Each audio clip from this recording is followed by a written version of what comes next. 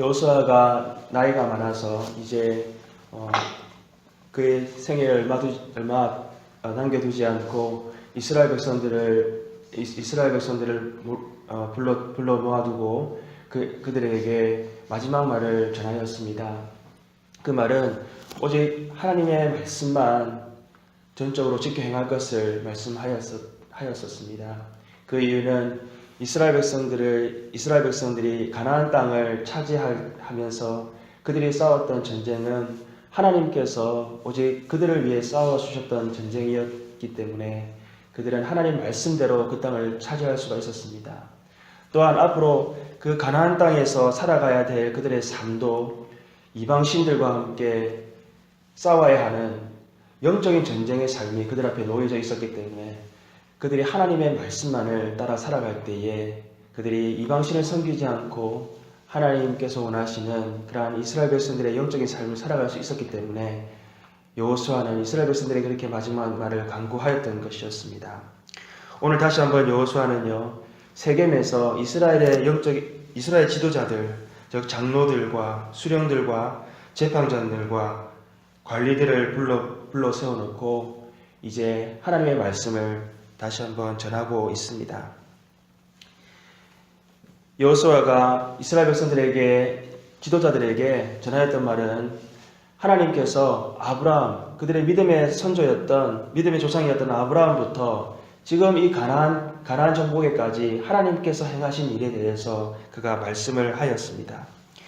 우리가 2절부터 보게 되면요, 아브라함을 하나님께서 처음 부르신 곳은 바로 그의 아버지 나홀, 그리고 할아버지 데라가 살고 있던 강 저쪽, 유브라데스 강 저쪽에 있던 그러한 곳에서 하나님께서는 아브라함을 불러내셨습니다. 그 땅은요, 이방 신들을 섬기던 바로 그러한 우상을 만들고 우상을 숭배하던 그러한 땅이었습니다.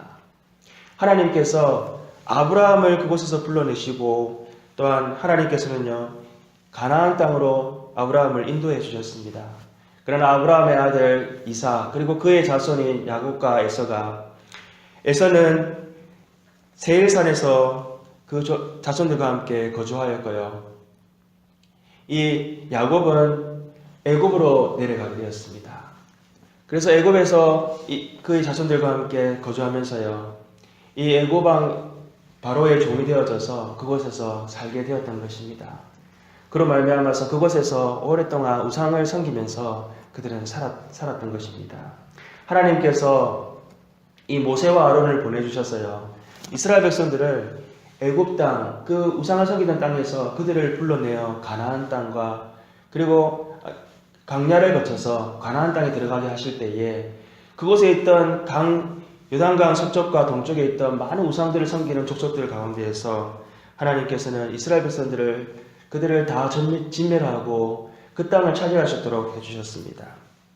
아모리 족속 그리고 발락 족속이 요단강 서쪽에서 그들을 대항하였지만 하나님께서 그들의 손에서 이스라엘 백성들을 지켜주셨고, 요단강을 건너서 강 서쪽에 있는 많은 족속들과 싸울 때에도 하나님께서 이스라엘 백성들을 지켜 보호해 주셨던 것입니다.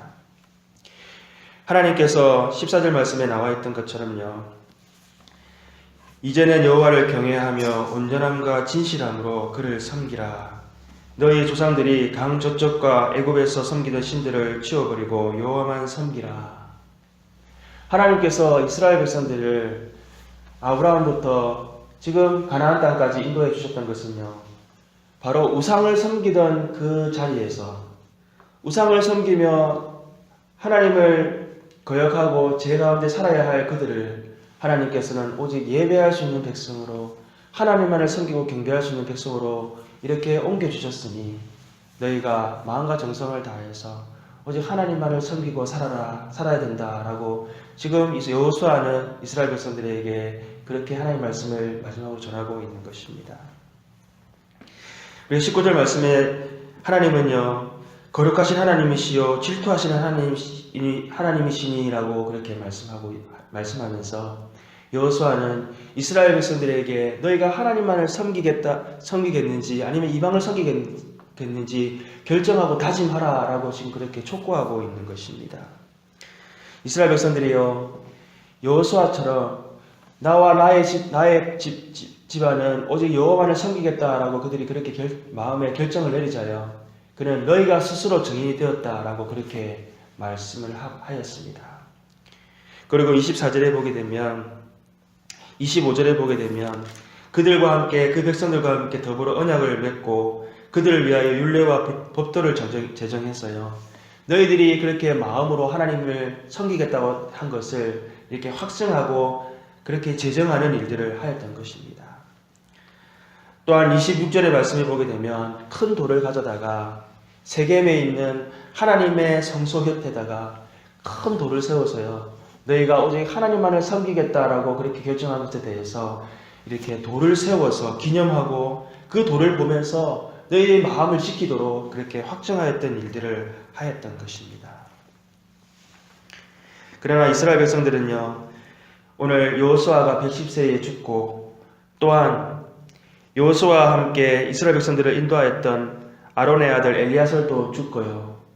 또한 이스라엘 백성들의 장로들, 즉 하나님께서 가나안 땅을 점령할 때에 행하셨던 놀라운 일들을 직접 눈으로 목도하였던 그 장로들이 살아있을 동안에는 하나님을 섬겼지만 31절 말씀에 모든 일을 아는 자들이 사는 날 동안 여호와를 섬겼더라. 즉 이들이 이 1세대가 딱 2세대의 리더들이 죽고 난 다음에는 하나님을 섬기지 않고 이방신을 섬겼다는 것을 우리가 알 수가 있는 것입니다. 오늘 우리도 하나님께서 죄 가운데, 죄와 사망의 자리 가운데 거할 수밖에 없었던 우리들을 하나님께서 우리를 예수 그리스도를 통해서 인도해 주신 것은 우리가 오직 하나님만을 섬기도록 하나님께서 우리가 하나님만을 예배하도록 우리를 불러주신 것입니다. 그러나 우리도 이스라엘 백성들처럼요, 늘 세상에 있는 우상들을 함께 겸하여 섬기기 쉬운 자들임을 우리는 늘 기억해야 할 것입니다.